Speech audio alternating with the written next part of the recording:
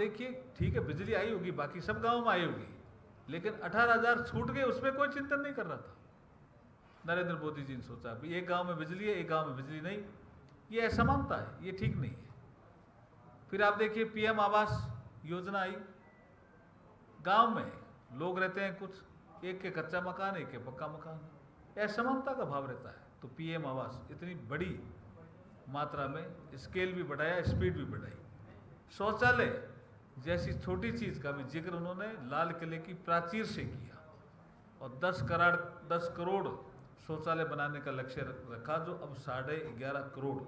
मैं ये कुछ योजनाएं गिना रहा हूँ, वो इसलिए गिना रहा हूँ कि सामाजिक क्षेत्र में, आर्थिक क्षेत्र में समानता का भाव अनुसूचित जाति वर्ग में नरेंद्र मोदी जी ने पैदा किया।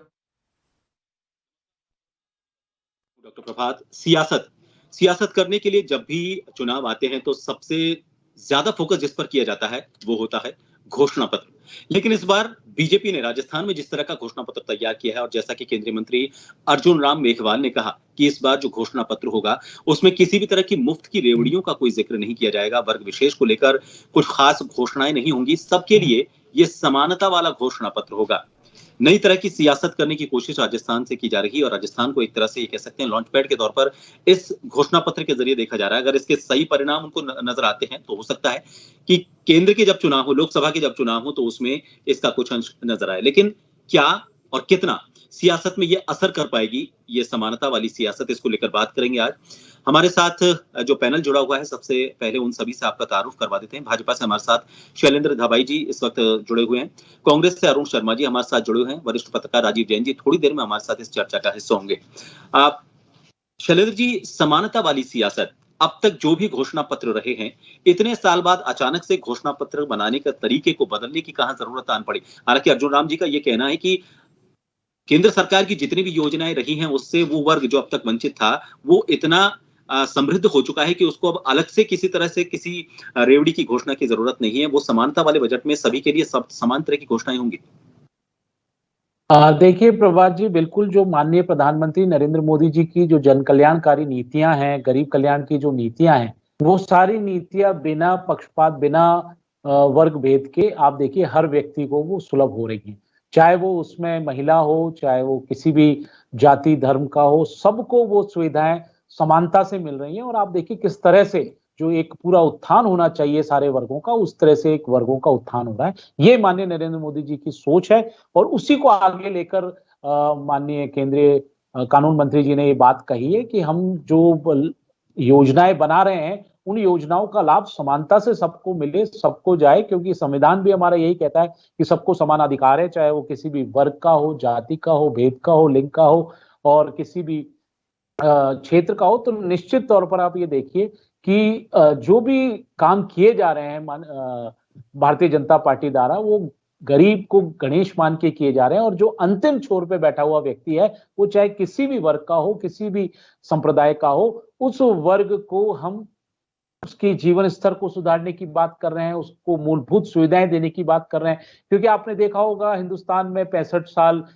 में से 55-58 साल कांग्रेस पार्टी का राज रहा, और उसमें उन्होंने कहां तक डेवलपमेंट किया पूरे हिंदुस्तान की जनता जान रही है। और आज हम जिस हिसाब से तेजी से विकास कर रहे हैं, मूलभूत सुविधाएं जो अभी तक लोगों के पास नहीं पहुंच पाई थी, हम मूलभूत सुविधाओं को पहुंचाने का काम माननीय प्रधानमंत्री नरेंद्र मोदी जी की केंद्रीय सरकार कर रही है। चाहे आप देखिए महिलाओं के मान सम्मान की बात हो, शौचालय तक ये नहीं सोच पाए थे कि उस महिला को किस दर्द से गुजरना पड़ता है, फिर किस तरह की जातियां हो जाती हैं, वो आज तक ये नहीं दे पाए, जिसको हमने 11.5 करोड़ से अधिक आपने देखा कि इस तरह शौचालय बनाए। उसी तरह हमने जल देने का काम किया, जिस तरह से आपने देखा कि अभी 11 करोड़ से ऊपर हमने नल से जल देने का काम किया है, घरों तक जल पहुंचाने का काम किया है, शुद्ध जल, इसमें समय बचता है, महिलाएं हमारी दूर तक जाती थी, लोग परेशान होते थे। तो एक एक सारी जितनी भी योजनाएं हैं केंद्र की, आप देखिए, चाहे उज्ज्वला योजना हो, चाहे मैं समझ गया, पर मूल जो सब्जेक्ट था, मूल विषय था कि आपने कहा था समानता वाली। मैं लौटूंगा आपके पास, हमारे साथ अरुण जी जुड़े हुए। अरुण जी, समानता वाली सियासत को लेकर एक नया सोपान गढ़ने की बात बीजेपी कह रही है। आपको क्या लगता है कि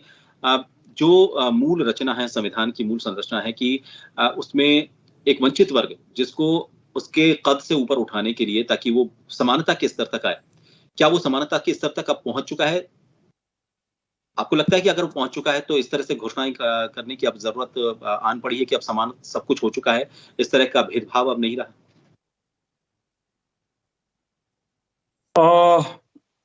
देखिए डॉक्टर प्रभात, मुझे लगता है एक प्राथमिक उनका स्टेटमेंट है। अभी ये संकल्प घोषणा पत्र जो भी नाम देंगे उससे काफी दूर है। उस that is work in progress, अभी कुछ हुआ नहीं है। ये एक प्राथमिक उनका स्टेटमेंट है।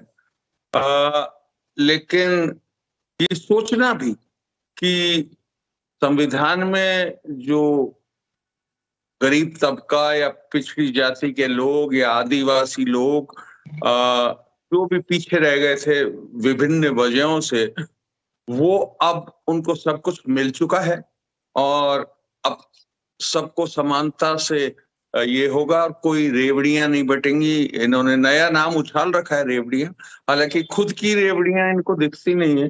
ये बड़े गर्व से पिछले 3 साल से गा गा के, एहसान जता के हिंदुस्तानी को बता रहे हैं कि हम 80 करोड़ लोगों को मुफ्त खाद्यान्न दे रहे हैं। ऐसे देश में जहां 80 करोड़ लोगों को जिंदा रखने के लिए खाद्यान्न देना पड़ रहा हो, वहां ये सोच भी डरावनी है कि जिनका कल्याण होना था अब वो हो चुका, अब सबको समान दृष्टि से देखा जाएगा। देखिए, ये वो लोग हैं जो फ्लाईओवर, सड़क और इस हाई स्पीड ट्रेन्स उसको देख के सोच रहे हैं कि ये देश का समग्र विकास हो चुका है। फ्लाईओवर्स के नीचे पड़े हुए गरीब तबके के लोगों पे इनकी कोई निगाह नहीं है। गांव ढाणियों में जो लोगों की महंगाई और बेरोजगारी से जो हालत है उस पे कोई ध्यान नहीं है। जवाब देने को ये किसी चीज के लिए तैयार नहीं है। इनसे आप कोई सा भी सवाल कर लीजिए। आप किसी एक सांसद जिनका नाम राहुल गांधी है, उन्होंने लोकसभा में कुछ पॉइंटेड सवाल पूछे थे जिसका जवाब आप हाँ या ना में दे सकते हैं। जैसे उन्होंने पूछा था, भाई ये जो अडानी जी हैं, ये आपके साथ क्राफ्ट में बैठ के ऑस्ट्रेलिया के दौरे पे गए थे क्या? बांग्लादेश के आपके राजनीतिक दौरे के बाद ये सब हुआ है क्या? विषय पर लौटे, जो समानता वाली बात है, एक बार मेरे ख्याल से उस पर लौटे। हाँ, तो मैं वो कह रहा हूँ ना, समानता ये विचार भी डरावना है। अगर इनको ये, आई एम श्योर ये ऐसा सोच नहीं होगा। इनको मालूम है अभी बहुत काम करना है दलितों के लिए, आदिवासियों के लिए, महिलाओं के लिए, युवाओं के लिए, और सब कुछ ठीक हो गया है और अब समान हो गए हैं सब, और अब समानता से काम किया जाएगा। मेरे ख्याल में ये हकीकत से बहुत दूर है, हकीकत से आंख मूंदने जैसी बात है। मेरा तो ये विचार। जी राजीव जी, आप समानता वाला एक घोषणा पत्र, देखिए जिस तरह के हालात अभी देश में विकास, ये बात जरूर कही जाती है कि फ्लाईओवर बन रहे हैं, चांद पर मिशन भेजा जा रहा है, उस पैसे का इस्तेमाल गरीबों के उत्थान में किया जाना चाहिए था, लेकिन दोनों विकास एक साथ चलते हैं। उत्थान भी साथ में चलता है, लेकिन उसके साथ में जो हम हायर एंड की अगर हम बात करें, स्पेस साइंस उसकी बात करें, या फिर विज्ञान में हमारे पूरी दुनिया में हम देश में कहाँ अपना जगह बनाते हैं, दोनों विकास पैरेलल चलते हैं। लेकिन समानता, क्या आपको लगता है कि एक्सेप्टेबल होगा ये वाला जो घोषणा पत्र है इस तरह से, या विचार ये एक्सेप्टेबल होगा? क्योंकि बाद में हो सकता है कि इसमें कॉन्ट्राडिक्टरी चीजें आए कि घोषणाएं जिन लोगों के लिए, जिन तबके के लिए की जानी चाहिए थी, वो अभी उस स्तर पर पहुंचे ही नहीं है।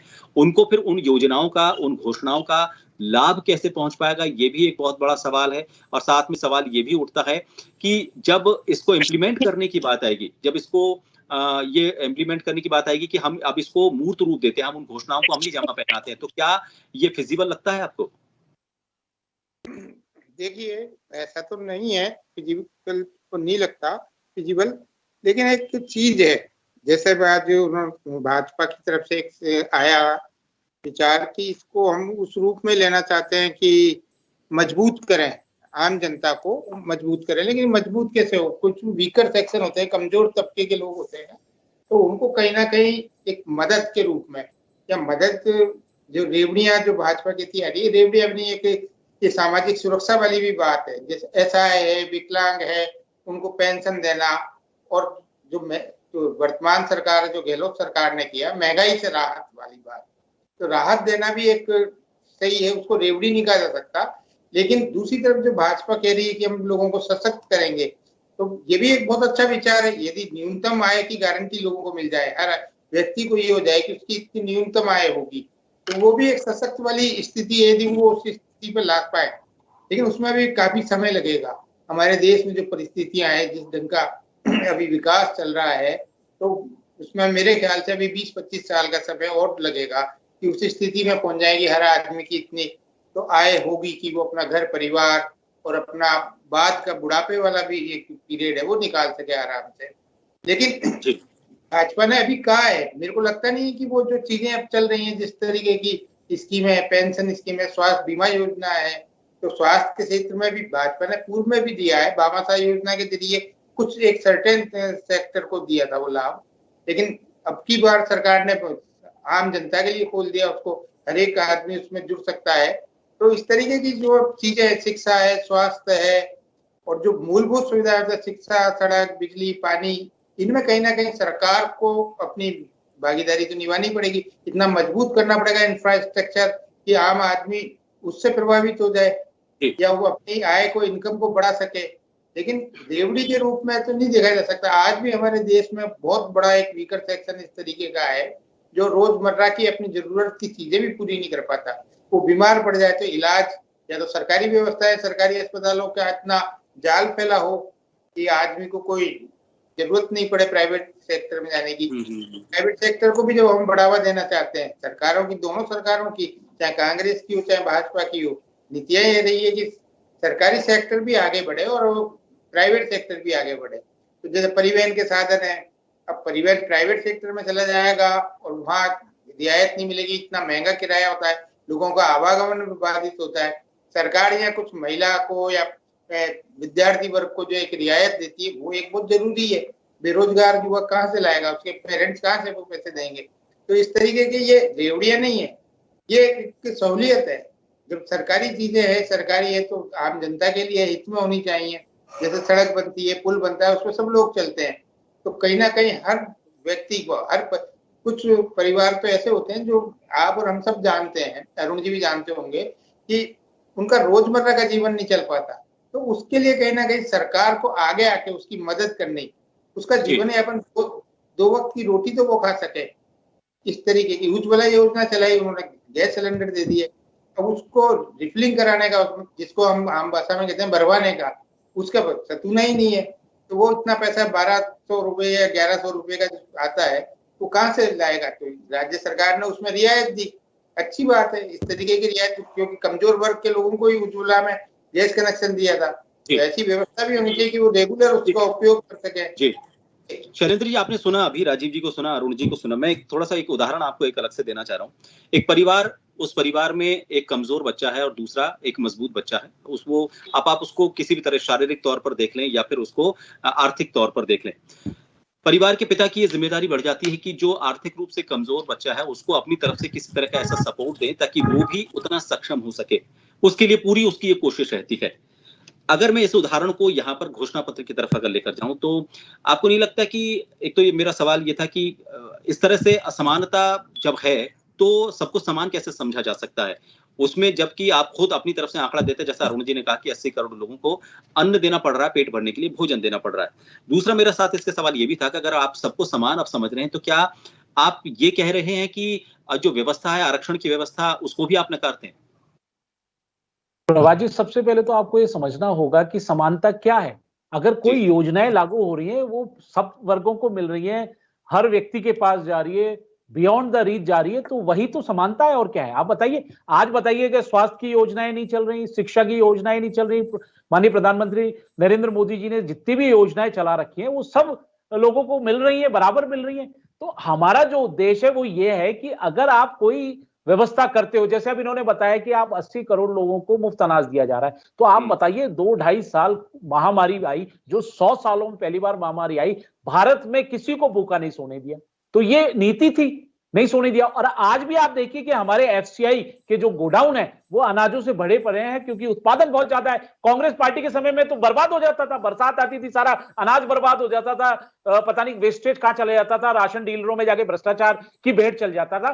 तो लेकिन आप देखिए, हम जो परिपाटी हमने शुरू करी थी उसको हम आज भी निभा रहे हैं। हमारे पास सरप्लस पड़ा है एफसीआई में, इसलिए हम दे रहे हैं। जब ये कम हो जाएगा धीरे धीरे उसका भी हम कम कर देंगे। तो आप देखिए, कोई भी ऐसी योजना जो बिना प्रावधान के, बिना बजटीय प्रावधान के, बिना उस पे ओवर किए हुए, बिना उसके एलोकेशन किए हुए अगर आप लागू करते हो तो वो योजना ना तो उसका वास्तविक लाभ मिल पाता है मतदाता को या राजस्थान, हिंदुस्तान की या राजस्थान की जनता को। अब आप बताइए, बता रहे हैं कि हमने बहुत अच्छी घोषणाएं कर दी। अरे भाई, आपने 500 रुपए सिलेंडर किया तो वो एक सिलेंडर भी दे पाओगे आप? तो अगर आपकी सरकार रही तो एक सिलेंडर ही दे पाओगे आप? तो ऐसी योजनाएं जिनका कोई ना तो आपने बजटीय आधार है, जैसे ओपीएस, मैं एग्जांपल देना चाहता हूं। ओपीएस जो स्कीम है उसमें आप देखिए इतनी जबरदस्त विसंगतियां हैं कि कर्मचारी आंदोलन कर रहे हैं। रोज कोई ना कोई विभाग का कर्मचारी आके, संगठन आके आंदोलन करता है, क्योंकि आपने आनन फानन में उस ओपीएस को बना दिया, ना आपने उसका कोई प्रावधान किया बजट में, ना आपने केंद्रीय पेंशन प्राधिकरण से सहमति ली। तो बहुत सी ऐसी योजनाएं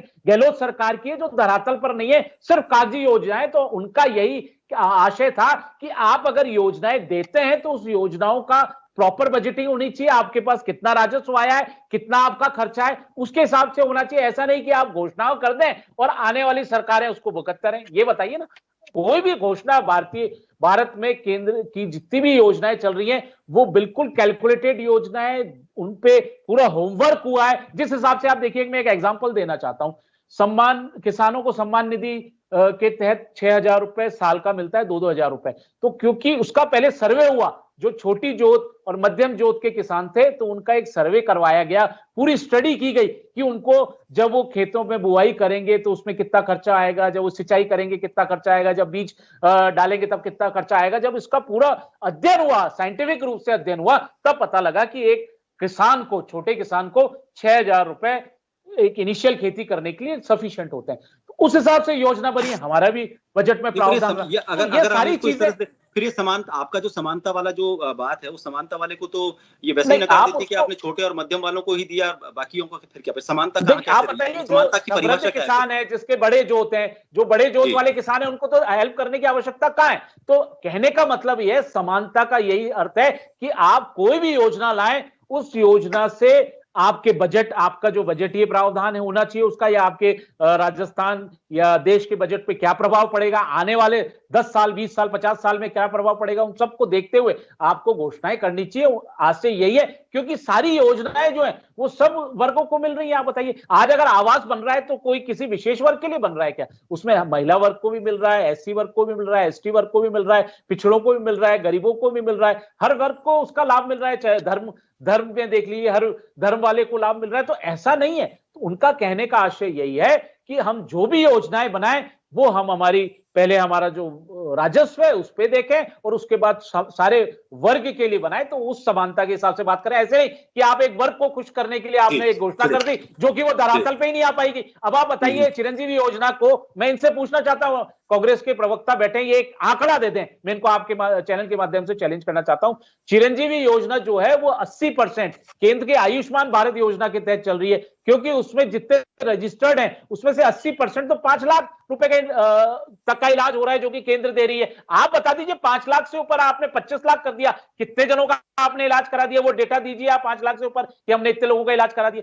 तो ये होती है व्यवहारिकता। आप घोषणा कर दो, सिर्फ घोषणा मुख्यमंत्री बनना है कि भाई हम तो घोषणाएं कर रहे हैं, धरातल पर आए नहीं आए, हमारी सरकार आए नहीं आए, और ये आप प्रचारित करते हो कि ये सरकार आएगी तो बंद करिए। अरे भाई क्यों? अगर कोई योजना अच्छी होगी, जनता के हित की होगी, जो राजस्व को इफेक्ट नहीं करती होगी, वो जारी रहेगी। मैं आपके सवाल का जवाब ले लेता हूं अरुण जी से। अरुण जी, आप तो एक तो इनके सवाल का जवाब ये जो इन्होंने पूछा, साथ ही मैं पूछना चाहता हूं कि मान लीजिए, देखिए, जब भी कोई नया प्रयोग होता है तो उसके परिणाम सामने आने में थोड़ा वक्त लगता है, लेकिन अगर इसके सकारात्मक परिणाम बीजेपी को मिलते हैं तो क्या कांग्रेस भी इस नवाचार को एक्सेप्ट करेगी? कोई असर दिखेगा कांग्रेस के घोषणा पत्र में भी इसका? देखो प्रभात, एक तो मैंने शुरू में ही कहा है जैसा कि ये कोई गंभीर प्रयास नहीं है इनका। ये प्रिलिमिनरी तौर पे, प्रारंभिक तौर पे श्रीमान अर्जुन मेघवाल जी ने बोल दिया है स्टेटमेंट। इसका कोई ज्यादा मीनिंग नहीं है। अगर मीनिंग होता तो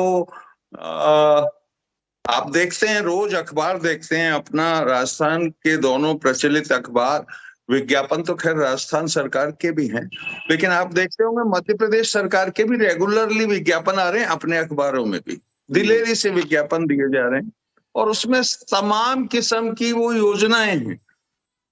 लाडली बहना योजना, ये जिसको रेवड़ियां कह रहे हैं, वो भी खुले हाथ से बांट रहे हैं, इतने पैसे हम स्कॉलरशिप में देंगे।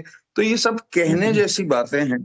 और किस राज्य में इन्होंने फ्री चावल, फ्री राइस, ये सब जगह कर चुके हैं ऑलरेडी। तो इस बात में तो कोई दम है नहीं कि ये अब से रेवड़ियां नहीं बांटेंगे और समानता से सबको ट्रीट करेंगे। इसमें कोई न तो ये व्यवहारिक है, ना दम है, और ना इनकी जो प्रैक्टिस है उसमें आपको दिखाई देता है। आप देखिए ना, दूसरी जगह सब जगह वो ही चल रहे हैं। और मेरे पास पक्की सूचना है कि अभी जब मुख्यमंत्रियों की एक समूह की मीटिंग हुई थी शायद जीएसटी के लिए, उसके बाद बीजेपी के जो मुख्यमंत्रियों की एक अलग से मीटिंग हुई, जिसमें ये विचार चला कि ये जो भी ठीक योजनाएं राजस्थान में चल रही हैं उनको हमें लागू करना चाहिए। कई जगह डिमांड है, ये महाराष्ट्र में भी ओपीएस के बारे में जैसे बड़ी गंभीरता से दोनों मुख्यमंत्री और उप मुख्यमंत्री कह चुके हैं कि हम इसके बारे में सकारात्मक तौर पे सोचेंगे। कई जगह जिक्र चल रहे हैं इसके, कई जो चीजें हैं उसका ये विरोध करके भी नहीं कर पाएंगे। जैसे राइट टू हेल्थ है, इन्होंने यहाँ किया है विरोध, और इसका शायद जवाब भी देना पड़ेगा इनको। इन्होंने अभी शैलेंद्र भाई साहब कह ही रहे थे, राइट टू हेल्थ तो फेल हो गई ना, अरुण जी। प्राइवेट अस्पताल तो सारे बाहर हो गए, तो आप कहाँ सस्ता और सुलभ और गुणवत्तापूर्ण इलाज करा पा रहे हैं? नहीं, बता रहा हूँ ना, राइट टू हेल्थ तो फेल हो गया आपका। नहीं, यहाँ सवाल जवाब नहीं हो रहे हैं, आप सुन लीजिए, अपनी बारी में बोल लिए जी। मैं ये कह रहा हूँ डॉक्टर प्रभात कि जो मैंने बताया ना, इनकी नियत, अभी शैलेंद्र जी ने आपको बताया कि ये ज्यादा से ज्यादा 500 रुपए में सिलेंडर 1-2 देश दे पाएंगे। मैं मतलब नहीं समझा। मैंने कहा आप दे पाओगे, गलत शब्द मत कोट करिए। मैंने कहा आपने घोषणा की, आप एक सिलेंडर दे पाओगे। नहीं, बीच में नहीं बोल रहा, मैं तो करेक्ट कर रहा हूँ आपको, फैक्ट को करेक्ट कर रहा हूँ। चलिए बोलने दीजिए एक बार, मैं आपको क्या करेक्ट करें। आपने कहा ना कि ये 1-2 ही दे पाएंगे, इसका अर्थ दूसरे शब्द में, इसका अर्थ दूसरे शब्दों में, वैसे तो ये कमाल मुंगेरी लाल के सपने देख रहे हैं। इस बार राजस्थान में इबारत दीवार पे लिखी हुई है, ये कितने भी 200 एमएलए दूसरी स्टेटों से लाके यहाँ की 200 विधानसभा क्षेत्रों में बिछा दें, ये हास्यास्पद आइडिया है। गुजरात से, आसाम से। जी, राजीव जी के पास लौटना चाहूंगा, समय कम है। राजीव जी, समानता का विचार सुनने में अच्छा लगता है, लेकिन जब ये जमीन पर उतरेगा किस तरह के परिणाम सामने आएंगे। ठीक है, घोषणा पत्र, मुझे नहीं लगता कि, क्या आपको नहीं लगता कि घोषणा पत्र से आगे भी समानता का विचार, टिकट बंटवारे में जाना चाहिए, महिलाओं को, पुरुषों को, सबको समान टिकट दें, बराबर? देखिए, ये तो टिकट का तो इन राजनीतिक दलों का मतलब विशेषाधिकार है कि ये किस रूप में देते हैं, लेकिन बातें तो ये सब करते हैं, युवा को देंगे, महिला को देंगे, कमजोर लोगों को देंगे, लेकिन असलियत में जब कैंडिडेट आते हैं तब दूसरा ही सीन नजर आता है। क्योंकि इन दलों का सीधा मोटिव, चाहे कांग्रेस हो चाहे भाजपा हो, उनका रहता है कि जिताऊ उम्मीदवार लाएंगे।